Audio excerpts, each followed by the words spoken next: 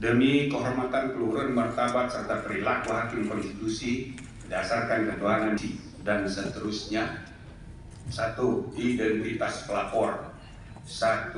Denny Indrayana, advokat, dan seterusnya. Perhimpunan Bantuan Hukum dan Hak Asasi Manusia Indonesia yang diwakili oleh Saudara Julius Ibrani dan tim. 6. Perorangan warga negara yang tergabung dalam tim advokasi peduli hukum Indonesia Pasaribu. 8. Guru besar dan pengajar hukum tata negara, hukum administrasi negara yang tergabung atau KALS. Nomor 1, Profesor Dr. S. Konstitusi dan seterusnya. Selanjutnya disebut hakim terlapor.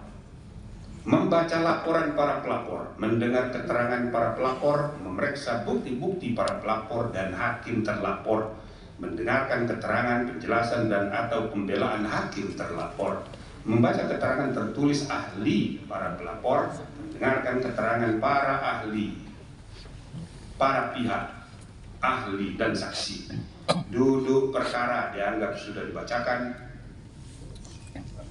Legal standing dianggap sudah dibacakan.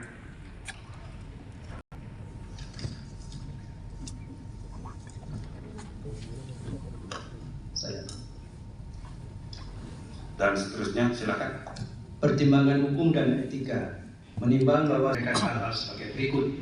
Kewenangan Mahkamah Kehormatan menilai putusan Mahkamah Konstitusi bahwa berdasarkan ketentuan Undang-Undang Mahkamah Konstitusi dan Pasal 1 Angka 4 PMK 1 2023, Majelis Keluhuran, Martabat serta Kode Etik dan Perilaku Hakim Konstitusi, bahwa meskipun kewenangan Majelis Kehormatan menjangkau dan mencakup segala upaya dalam rangka menjaga kehormatan keluhuran, mana dijabarkan dalam Pasal 10 Ayat 1 Undang-Undang Nomor 23 tentang Mahkamah Konstitusi, bahwa benar dan maka sifat final dan mengikat putusan Mahkamah Konstitusi lantas dapat dipersoalkan, disimpangi atau dimaknai untuk dimungkinkan ada pengecualian.